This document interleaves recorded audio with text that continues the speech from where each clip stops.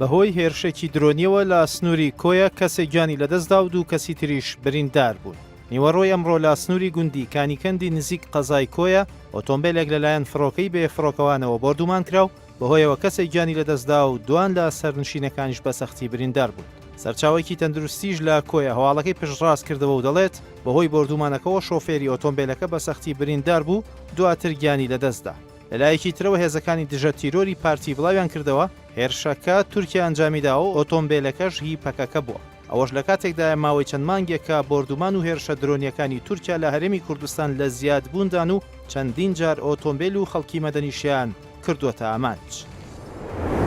لە دوای هاتنە دەنگی فراکسیۆنە کوردیەکانی پەرلەمانی عێراق ئەو هێزەی سوپای عێراقکە چوو بوو ناسەربازگەی تۆپزاوە ئەمڕۆ کشانەوە. دوای ئاراستەکردنی یاداشتێک لەلایەن فراکسیۆنە کوردستانیەکانەوە بۆ سەرۆکوەزیرانی عێراق سوودانی بڕیاریدا و ئەمڕۆژ سوپای عێراق لە سەربازگەی ئەنفال دەستی بە کشانەوە کرد. دوای ئەوەی دوێنێ هێزێکی سوپای عێراق هاتنە سەربازگەی تۆپزاوە خەڵکی گوندەکە گرت بوونەوە و ناڕەزایەتیان دەربڕی داوایان کرد هەرچی زووە سوپای عێراق لەو سەربازگەیە بکشێتەوە. هەردوێنێ فراکسیۆنە کوردیەکان داوایان لە سەرۆکوەزیرانی عێراق کرد هێزەکە بکشێنێتەوە. ئەمڕۆ هێزەکە کشانەوە و لە سەربازگەکە نەمان. سەربازگەی تۆپزاوە لە کاتی شاڵاوەکانی ئەنفالدا خەڵکی ناوچەکەی لێ کۆکراوەتەوە و لەوێوە ڕەوانەی بیابانەکانی سەماوە و عرعر کراون. بەهۆیەوە خەڵکی گوندەکە وەک هێمایەکی ئەنفال تەماشای دەکەن و دەیانەوێت وەک مۆزەخانەیەک بمێنێتەوە.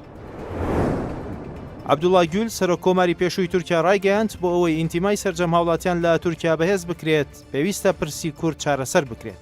لە ڕێوڕسمێکدا کە بە بۆنەی سەدەمین ساڵیادی کۆمار لە وڵاتە ڕێک خرابوو عەبدوڵڵا گول سەرۆکۆماری پێشووی تورکیا ڕایگەیاند پشتیوانی لە پێشنیاسێکی ڕەجەب تەیب ئەردۆغانی سەرۆکۆماری وڵاتەکەی دەکات بۆ داڕشتنی دەستورێکی نوێ.